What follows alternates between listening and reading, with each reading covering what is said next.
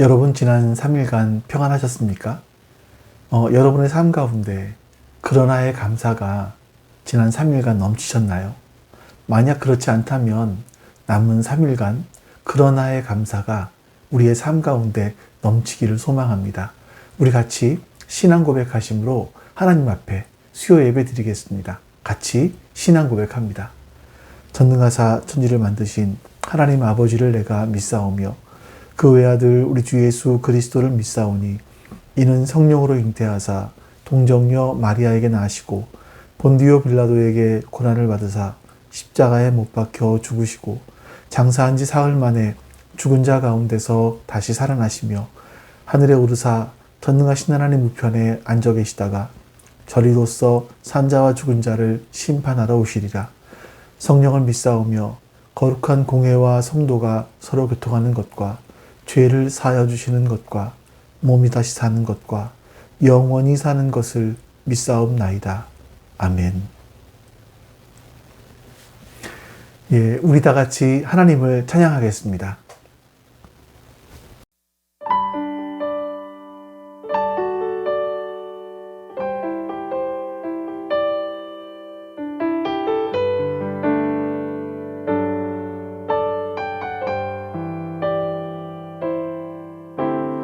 나의 가는 길 주님 인도하시네.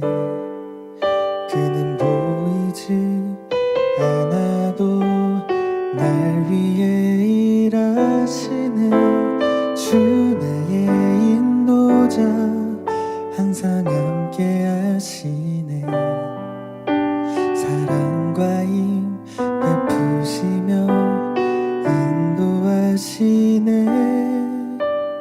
인도하시네.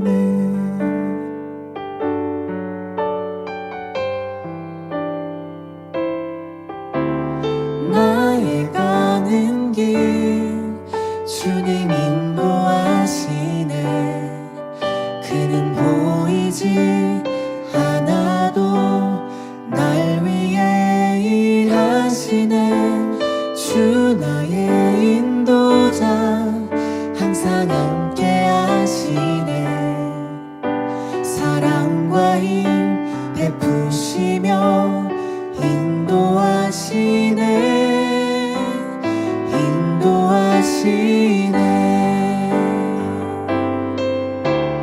나의 가는 길 주님 인도하시네. 그는 보이지 않아도 날 위해 일하시네. 주 나의 인도자 항상 함께 하시네. 사랑과 힘 베푸시며 인도하시네.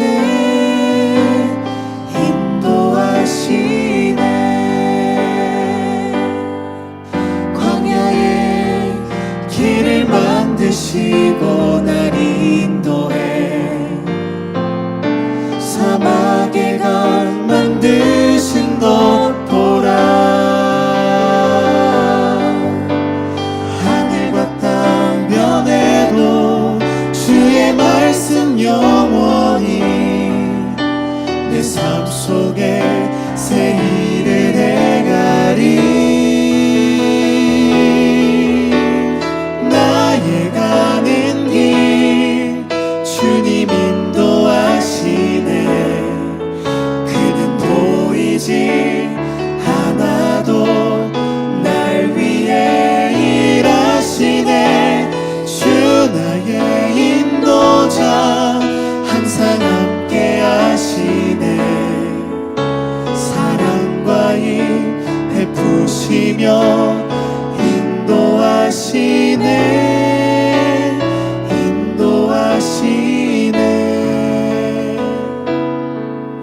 사랑과 힘 베푸시며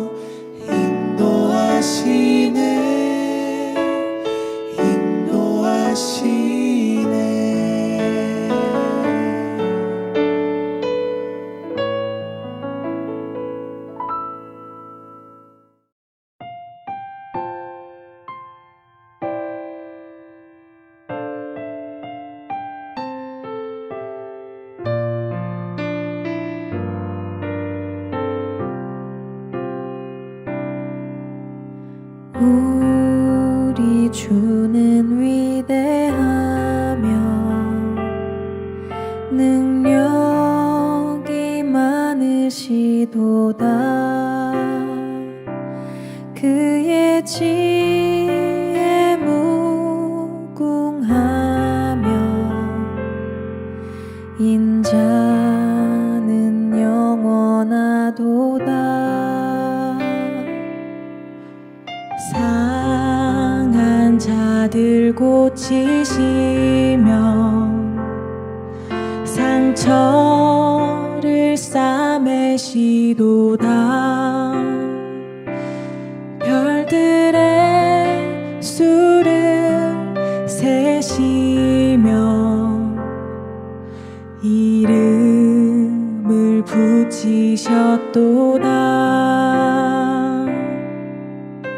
그가 구름으로 하늘을 덮으시며 땅을 위하여 비 준비하시니 예루살렘아 여호와를 찬송할지어다. 내 하나님을 감사함으로 그 앞에 나가며 주 임재 앞에 경배해.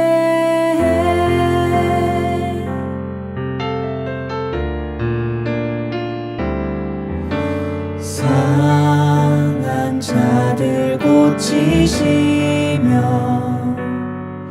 상처를 싸매시도다. 별들의 수를 세시며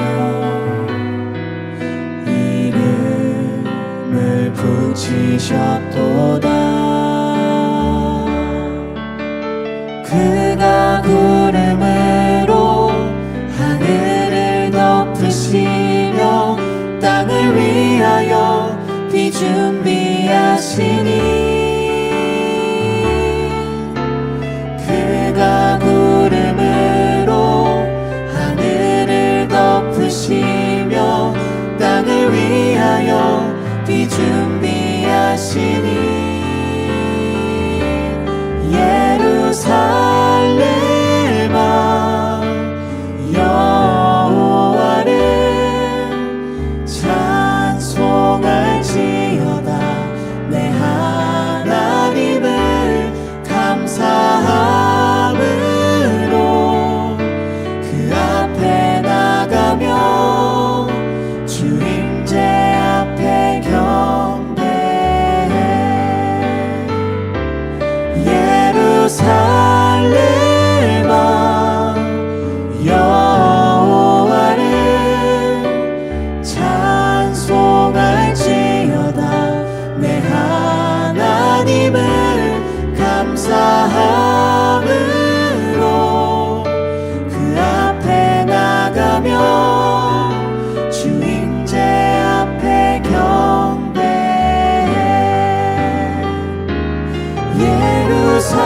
예루살렘아 여호와를 찬송할지어다. 내 하나님을 감사함으로 그 앞에 나가며 주 임재 앞에 경배해.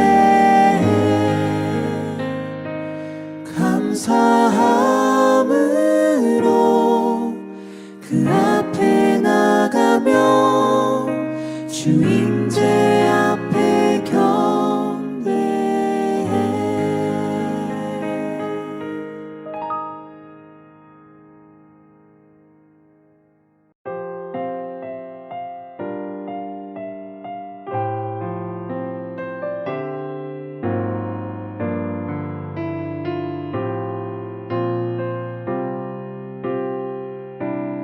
내 아버지 그 품 안에서 내 영혼은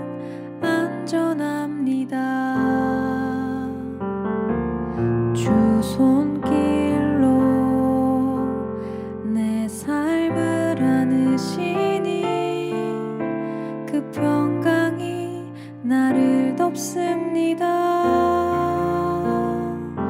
나 비록 넘어지며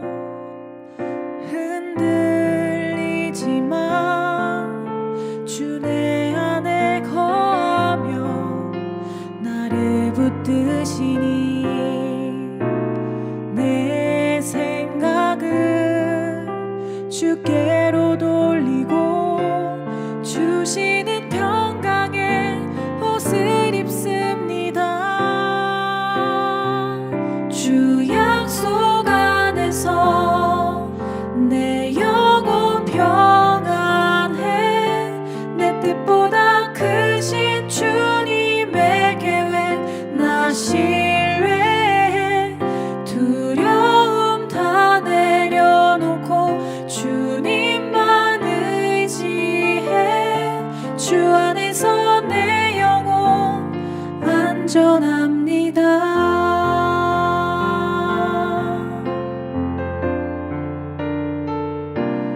내 아버지 그 품 안에서 내 영혼은 안전합니다. 주 손길로 내 삶을 안으시니 그 평강이 나를 덮습니다. 나 비록 넘어지며 흔들리지만 주 내 안에 거하며 나를 붙드시니 내 생각을 주께로 돌리고 주시는 평강에 옷을 입습니다. 주 약속 안에서 내 영혼 평안해.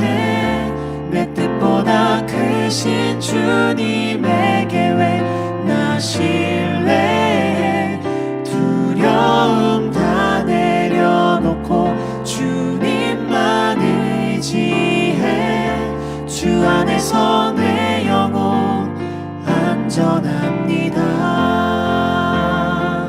주 약속 안에서 내 영혼 평안해.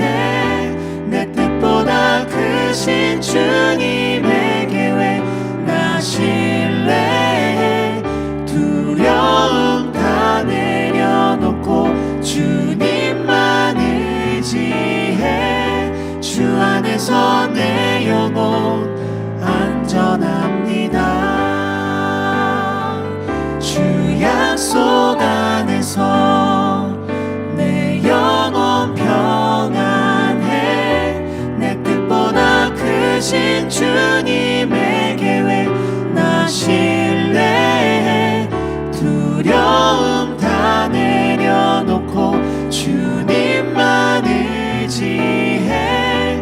주 안에서 내 영혼 안전합니다. 두려움 다 내려놓고 주님만 의지해. 주 안에서 내 영혼 안전합니다.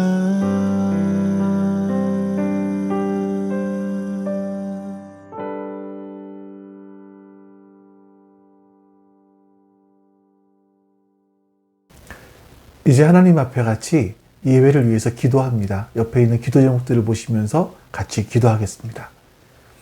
아버지 하나님 감사합니다. 선하신 주님께서 오늘 우리 가운데 함께 하시고 은혜를 베풀어 주셔서 이렇게 주님을 예배할 수 있는 놀라운 복을 주심에 감사드립니다.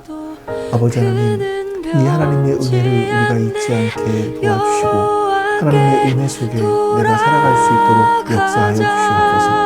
하나님의 은혜가 나를 오늘도 붙들고 계심을 잊지 않게 해주시옵소서. 그 은혜로 살아갈 수 있도록 주님을 도와주시옵소서. 매 순간순간이 하나님의 은혜임을 고백하는 우리가 되게 해주시고 또 그런 말미암아 하나님 앞에서 감사가 넘칠 수 있도록 주님 도와주시옵소서. 오늘도 주의 복이 우리 가운데 함께 하시기를 간절히 소망합니다. 주님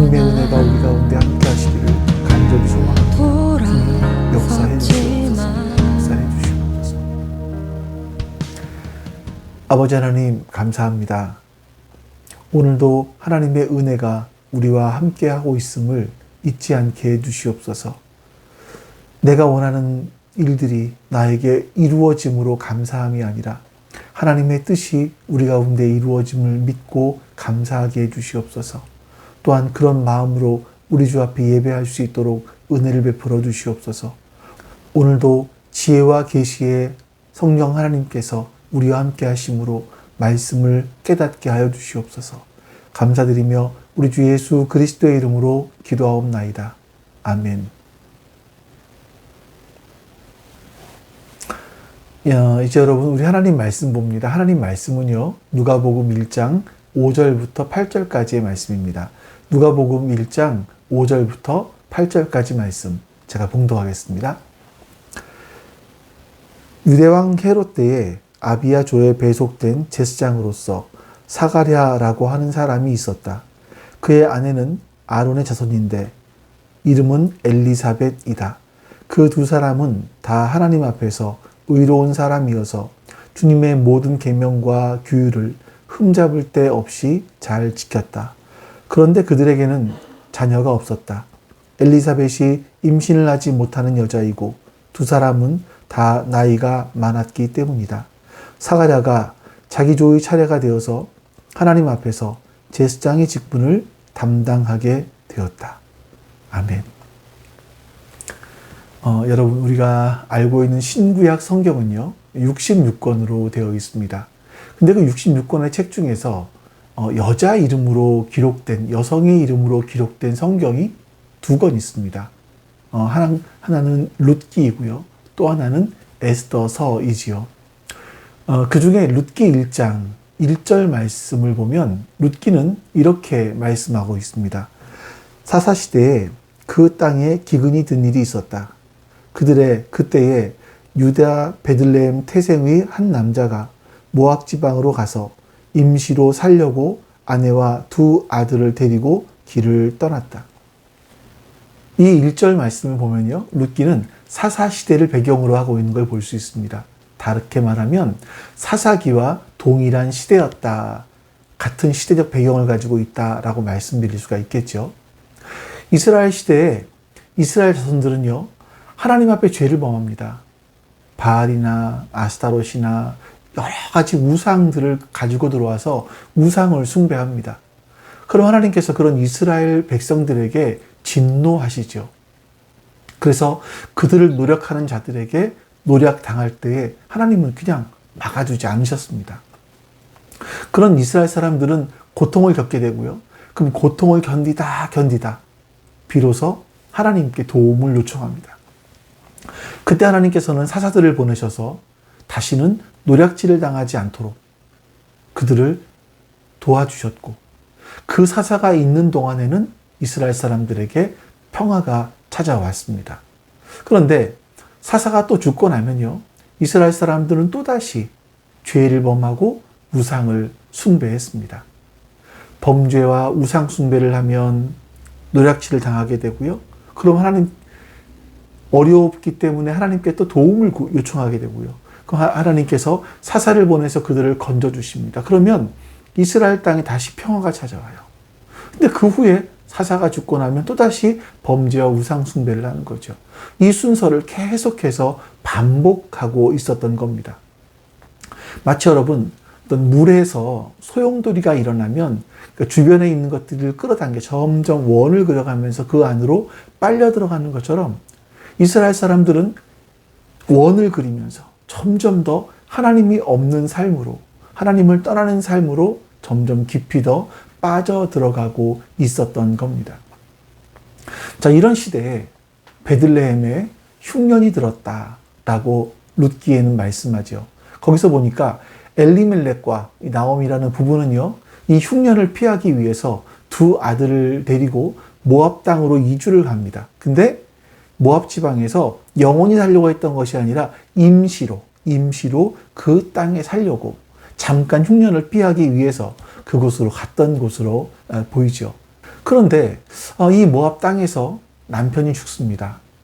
그러면서 상황이 바뀐 건지는 모르겠는데 두 아들까지도 이방 여인들과 결혼을 하게 되고 그러면서 10년을 이 모압 땅에서 살게 되죠.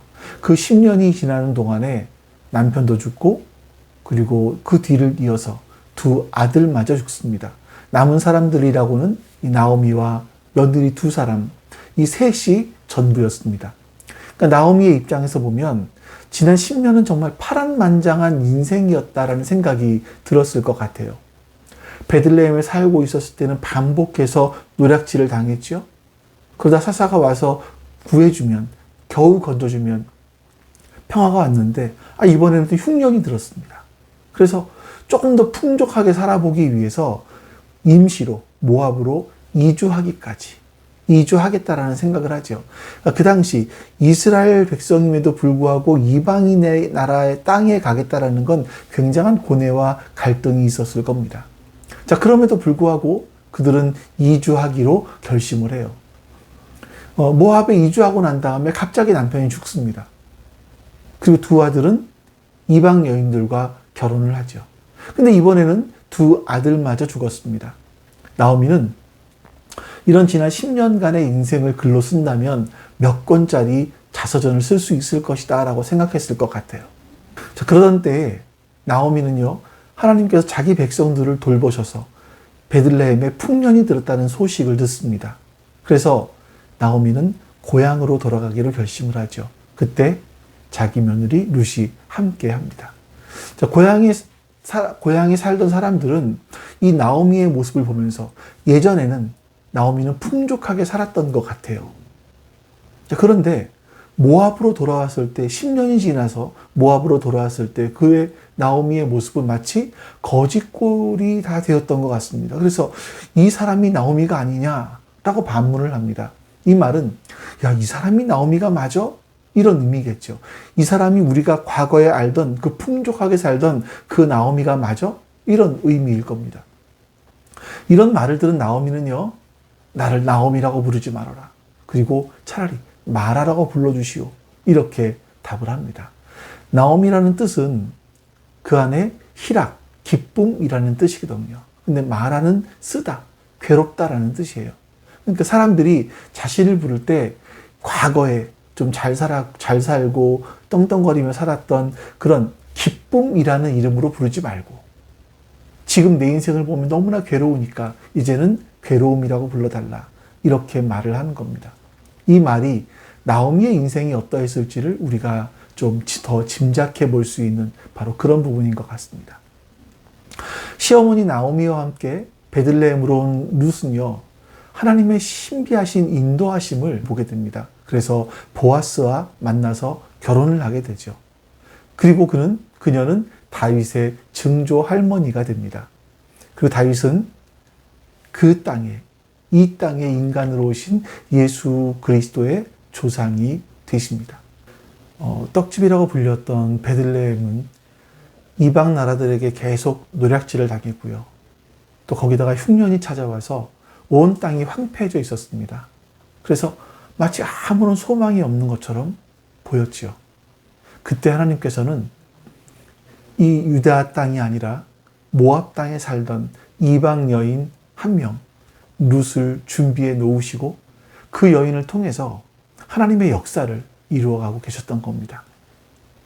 하나님의 일하심은 여러분, 인간이 결코 이해할 수가 없습니다. 왜냐하면 하나님은 인간의 생각이나 인간의 한계 속에 갇히는 분이 아니시기 때문입니다.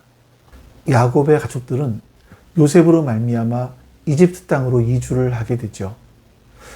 당시 요셉은 이집트의 총리로 있었습니다.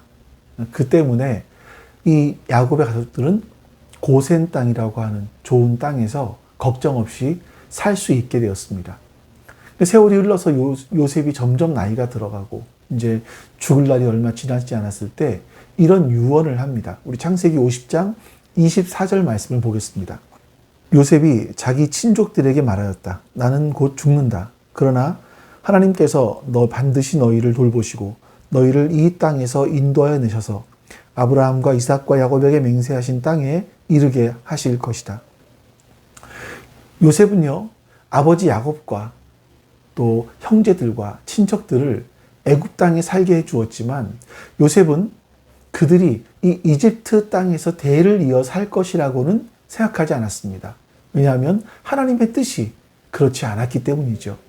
증조 할아버지 아브라함은요, 하나님으로부터 이런 말씀을 받았습니다. 이런 약속의 말씀. 주님께서 아브라함에게 말씀하셨다. 너는 똑똑히 알고 있거라. 너의 자손이 다른 나라에서 나그네 살이를 하다가 마침내 종이 되어서 400년 동안 괴로움을 받을 것이다. 그러나 너의 자손을 종살이하게 한 그 나라를 내가 반드시 벌할 것이며 그 다음에 너희 자손이 재물을 많이 가지고 나올 것이다. 여러분, 이 말씀이 그 증조 할아버지 아브라함으로부터 할아버지 이삭에게로, 또 이삭에게서 자기 아버지 야곱에게로, 야곱에게서 요셉 자신에게로 계속 말씀은 이어져 내려왔고, 요셉은 그 말씀을 자기 마음에 담고 있었던 겁니다. 요셉이 죽은 후에 세월이 많이 지나서 이집트에는 요셉을 알지 못하는 새로운 왕위에 오르게 되죠. 그 후에 이스라엘 사람들은요, 이민자의 신분에서 노예의 신분으로 전락하고 말았습니다. 하지만 이스라엘 사람들의 백성들의 숫자는 계속해서 불어나게 되었고, 이집트의 왕은요, 자기 백성들보다 이스라엘 백성들이, 히브리 백성들이 더 많아지는 걸 보면서 굉장히 두려움을 갖게 됩니다. 그래서 이스라엘 자손들을 더 힘들게 하기 위해서 노동의 강도를 더 높이죠.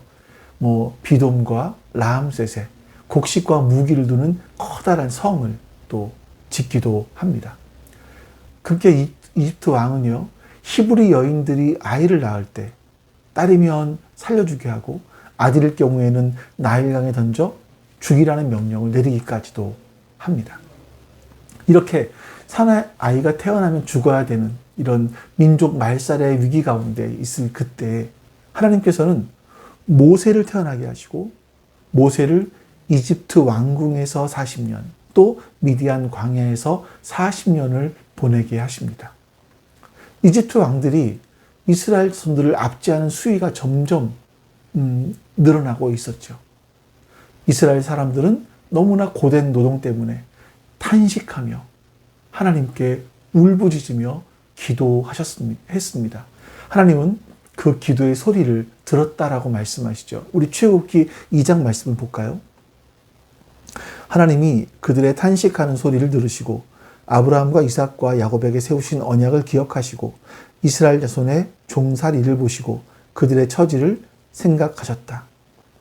하나님께서 아브라함에게 하신 그 언약을 400년이 지나서 드디어 이루시는 장면입니다. 아니, 이렇게 볼 수 있지 않을까요? 하나님께서 이스라엘 분들에게 그들을 하나님의 백성으로 삼으시기 위해서 하나님은 400년 동안 기다리셨던 겁니다. 그래서 하나님께서는 80년 전에 준비하신 모세를 불러서 이스라엘 백성들을 출애굽시키게 하시는 겁니다.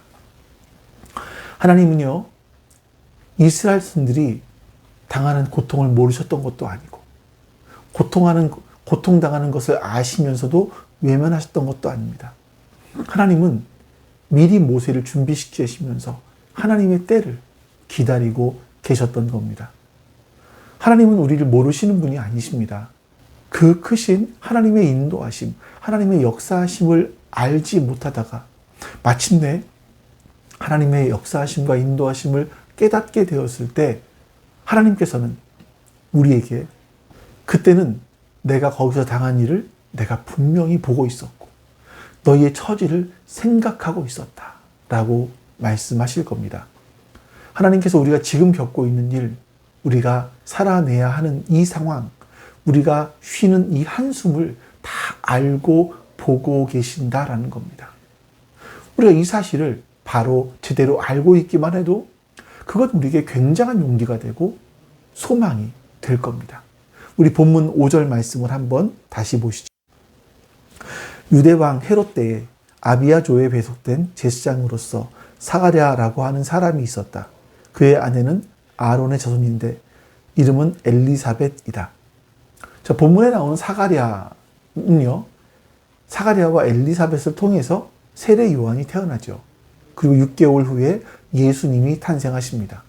근데 그때는 헤롯이 유대의 왕으로 다스릴 때였다라고 말씀합니다. 신약 성경에 여러 명의 헤롯이 나오죠. 근데 오늘 본문에 나오는 헤롯은 헤롯 대왕이라고 합니다. 그 헤롯이 이 사람이 대왕이라고 불린 이유는 뭐 그가 통치를 잘했거나 아니면 땅을 영토를 굉장히 많이 차지하고 있었기 때문이 아니고요. 뭐 아니면 또 그가 큰 업적을 남겼기 때문도 아니고요. 단지 헤롯 가문의 첫 번째 왕이었기 때문입니다. 헤롯 대왕은요, 에서의 피가 흐르는 에돔 사람이에요.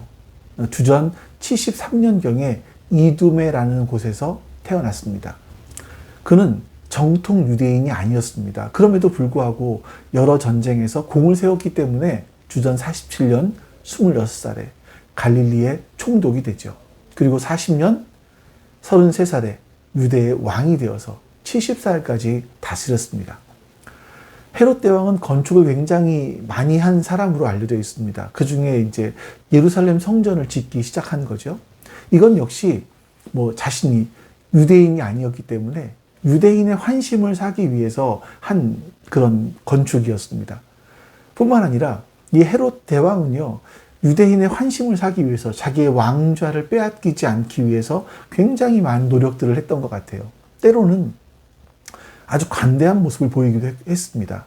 백성들이 굉장히 어려울 때는 세금을 감면해 주기도 했고요. 또 주전 25년에 예루살렘에 아주 극심한 흉년이 들었을 때는요, 자신이 가지고 있던 금 접시들을 팔아서 옥수수를 수입합니다. 그리고 백성들에게 나눠줘요. 근데 이 모든 것들이 자기의 왕좌를 빼앗기지 않기 위한 그런 부분이었다고 할 수 있습니다. 자, 게다가 이 헤롯 대왕은요, 편집성 성격 장애가 있었습니다. 이걸 뭐 쉽게 말하면 의심증이라고 할까요? 상대방을 계속 의심하고 믿지 못하는, 불신하는 겁니다.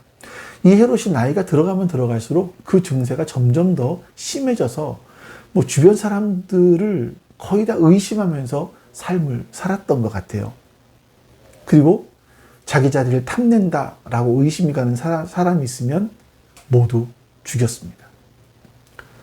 대표적인 게 헤롯 대왕에게는요, 10명의 부인이 있었다고 합니다. 그 중에 둘째 부인이 마리암네인데, 이 둘째 부인 마리암네가 첫째 부인을 밀어내고 첫 번째 부인이 나중에 되죠. 하지만 이 마리암네가 정치적인 야욕이 있었던 것으로 좀 보여요. 그래서 이 헤롯 대왕이 굉장한 질투를 하고 나중에는 이 마리암네와 자신의 장모 알렉산드라를 같이 죽입니다. 그들이 배반할 것이다, 이렇게 생각을 했던 거죠. 그리고 나중에 그 세례 요한을 죽인 헤롯의 첫 번째 아들, 그 사람도 헤롯인데요, 헤롯 안티파스라고 하죠. 그 안티파스와 또 다른 두 아들도 항상 감시했습니다. 이 아들들이 자신의 왕좌를 언제 빼앗을지 모른다라고 해서요. 그래서 이런 말이 있었다고 해요. 헬라어의 휘오스라는 단어가 아들이거든요. 그리고 휘스라는 단어가 돼지예요.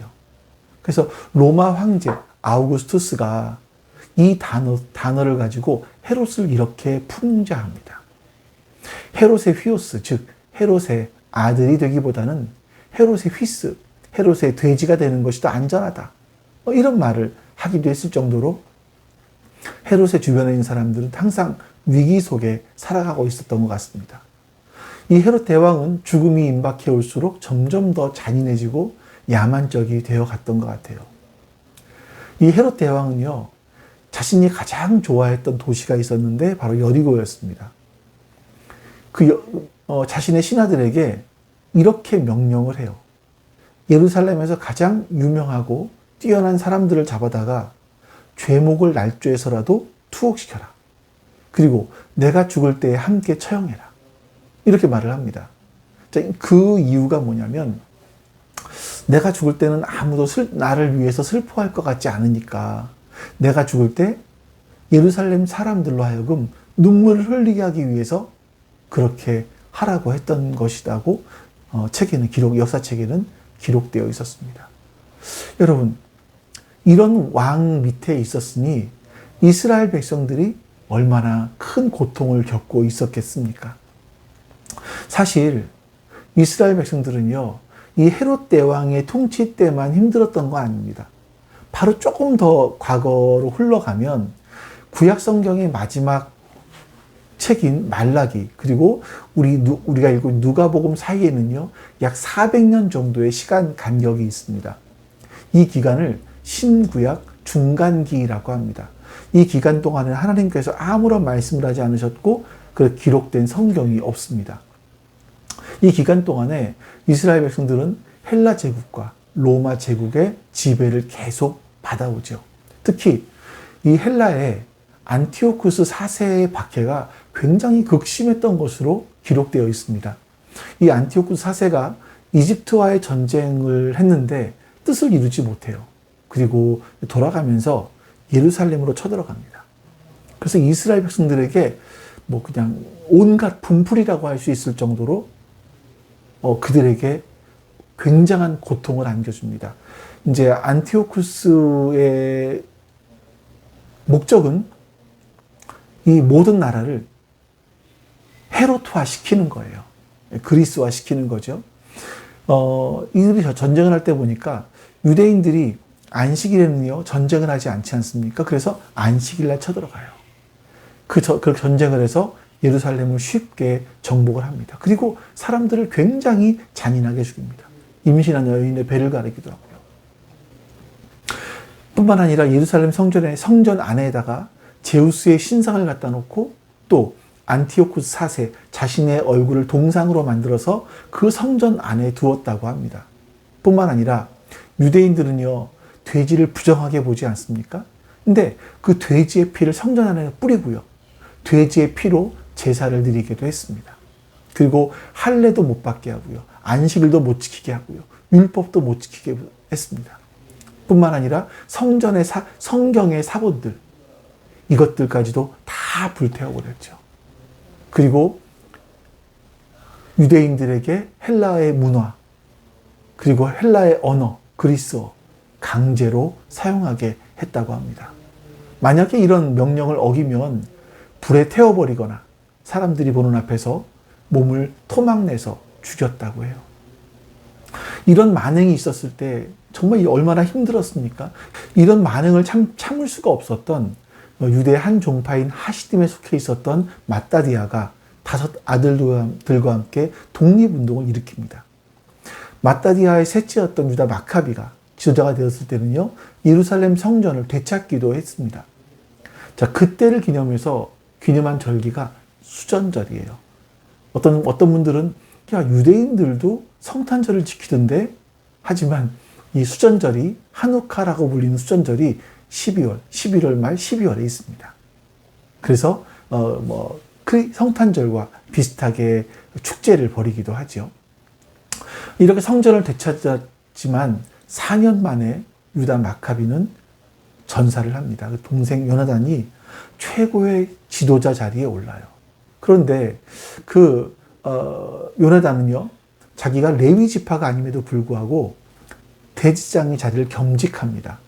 그러면서 백성들 사이에 더 많은 분란이 일어나게 되고 더 많은 사람들이 팔을 나눠서 갈라지게 되었습니다. 유다가 여러분 하나님의 언약을 떠남으로 말미암아 하나님의 약속하신 대로 이런 고통이 찾아왔습니다. 하지만 하나님께서는 그 가운데서도 하나님의 큰 역사를 이루고 계셨던 겁니다.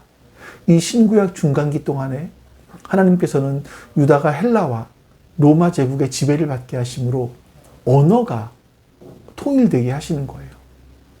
또 유다 민족은 다른 민족을 향해서 굉장히 배타성을 띄었지 않습니까? 그런 배타적 민족주의가 조금은 더 깨어지게 되죠. 유대인들과 이방인들이 교류를 하기도 되었고요. 그래서 복음이 이방 사람들에게 전해질 수 있는 길을 미리 열어놓으셨던 겁니다. 뿐만 아니라 이런 상황들 속에서 더 많은 도로를 미리 뚫어놓게 하시죠. 그래서 나중에 사도들이 복음을 가지고 이방 땅으로까지 나아갈 수 있게 되었습니다. 자, 여러분, 우리가 지난주에 본 것처럼 이렇게 역사를 이끌어 가신 하나님의 시선으로 내가 지금 겪고 있는 상황들을 우리가 볼 수 있어야만 합니다. 그러기 위해서는 하나님께서는요, 온 인류를 구원하시기 위한 그 선한 일을 지금도 하고 계신다. 이것을 믿고 그 믿음으로 우리가 오늘도 살아가야 할 것입니다. 다시 본문으로 돌아와서 본문에 유대왕 헤롯 때라고 하는 이 짧은 문맥 속에서 지금까지 살펴본 것처럼 당시의 상황이 이스라엘 사람들에게는 아무런 희망을 가질 수도 없고 또 절망감만 그들을 사로잡고 있었던 그런 때였다라는 것을 우리가 알 수 있습니다. 이러한 시대에 사가랴라고 하는 제사장과 아론의 자손인 아내 엘리사벳이 살고 있었습니다. 이 사가랴는 스가랴와 같은 단어입니다. 여호와께서 기억하셨다. 이런 뜻이거든요. 당시에 스가랴라는 이름은요, 아주 많았습니다. 성경에 기록된 스가랴가 약 30명 정도 되는 것 같아요. 또 우리가 구약 성경에도 스가랴서가 있죠. 이렇게 굉장히 많은 이름이었었고요. 당시에 제사장들은 1년에 2주씩 순서대로 돌아가면서 성전에서 봉사를 했습니다. 이 사가랴도 자신의 순서가 되어서 성전에서 봉사를 하게 되었던 것 같습니다. 아까 말씀드린 것처럼 사가랴의 이름이 여호와께서 기억하셨다인데 이 사가랴는요, 아주 지극히 평범한 제사장이었을지라도 자기 이름의 의미처럼 하나님 앞에서 자신의 인생이 기억되기를 소원하면서 몸부림을 쳤던 그런 사람이었던 것 같습니다. 이건 다음 주에 더 살펴보도록 하지요. 그리고 이 사가랴의 아내 엘리사벳도 아론의 자손이라고 합니다. 이 엘리사벳은 아론의 자손이었을 뿐만 아니라 아론의 아내와도 이름이 똑같아요. 여러분들도 짐작하시겠지만 아마도 이 엘리사벳의 부모가 아론의 아내와 같은 사람이 되라 하면서 그렇게 이름을 지어주었던 것 같습니다. 네, 이 부분은 6절 말씀에도 있지만 이 부분은 다음 주에 조금 더 살펴보도록 하겠습니다. 그 7절에서 이 부부의 가정이 어떠했는지를 이렇게 말씀하고 있습니다. 7절 말씀을 보겠습니다. 그런데 그들에게는 자녀가 없었다.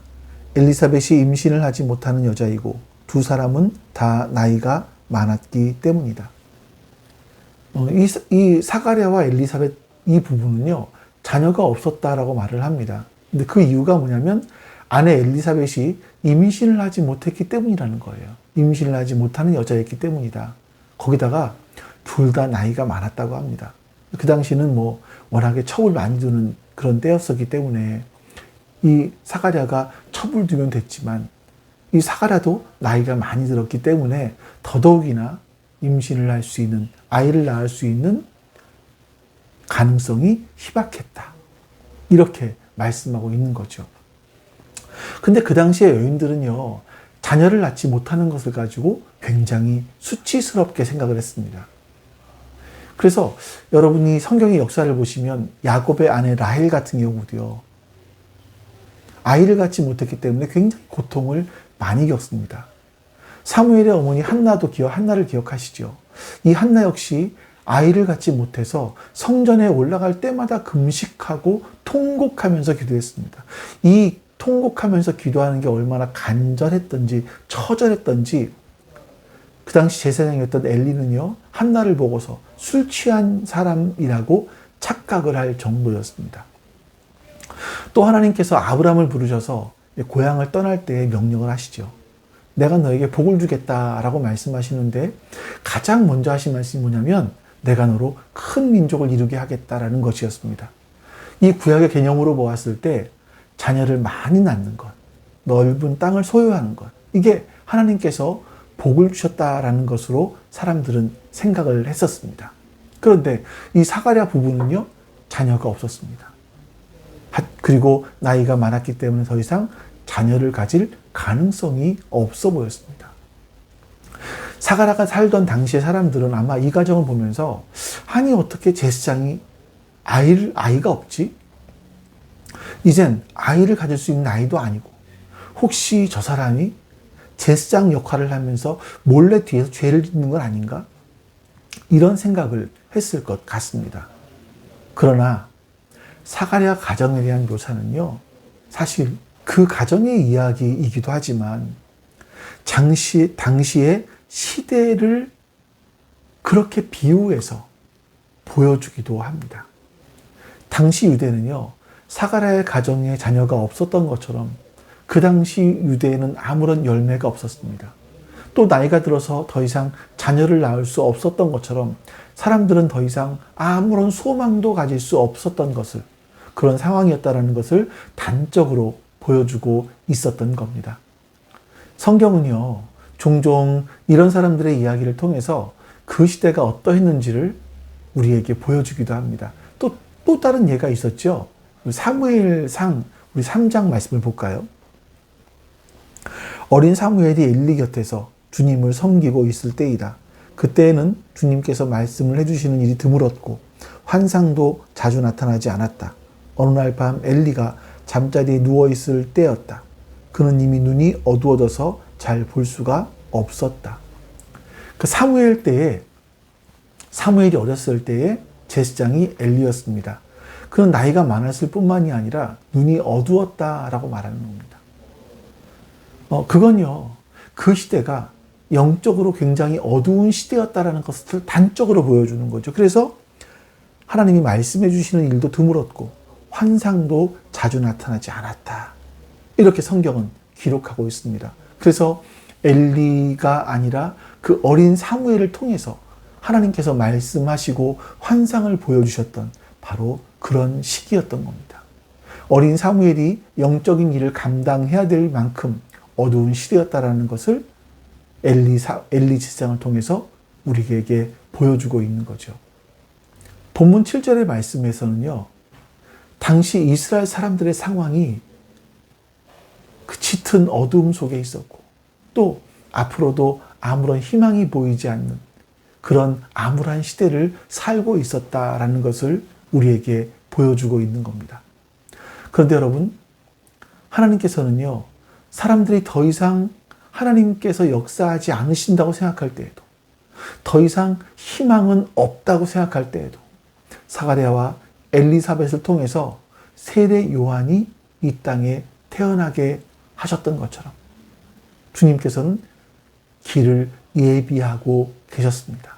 그리고 이 세례 요한을 통해서 구약이 마감되게 하시죠.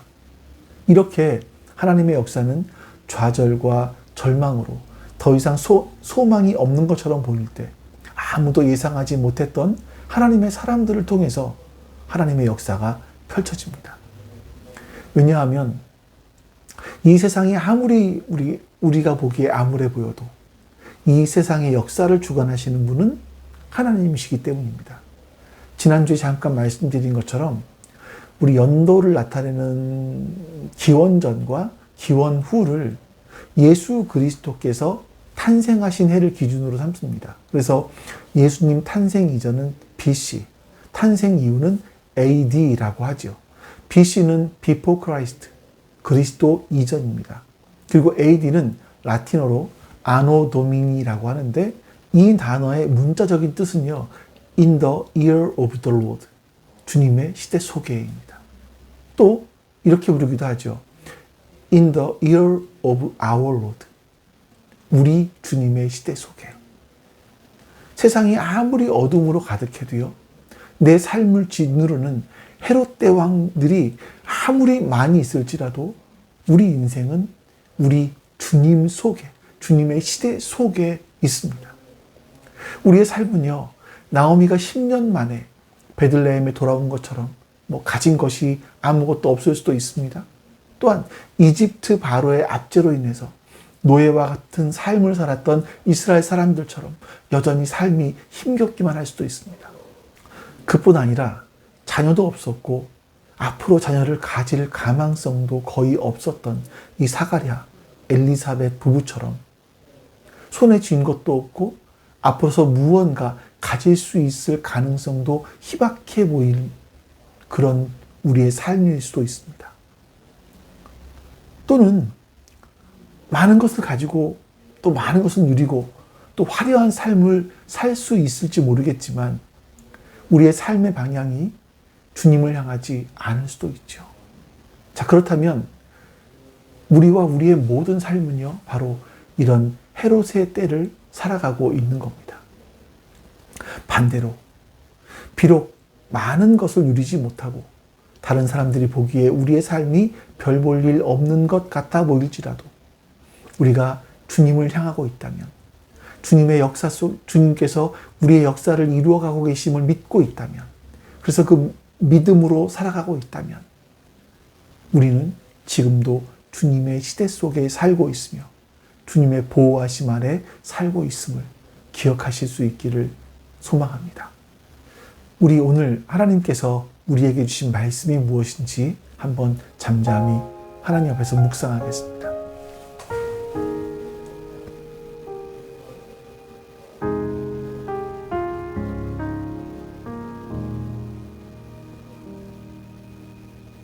내 백성이 나를 떠나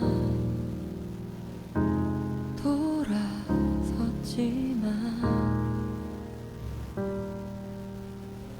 내 사랑이 내 백성을 포기 못하니 내 모든 것 내어주고 나 그들을 얻으리라. 이제 하나님께서 주신 말씀들을 기억하시면서 우리 하나님과 같이 기도하겠습니다. 아버지 하나님 감사합니다. 우리 하나님께서 오늘 우리 인생을 함께 해주시고 우리가 세상의 여러 가지 모습들을 않네 여호와께 돌아가자. 우린 넘어져도 그 사랑 영원하네.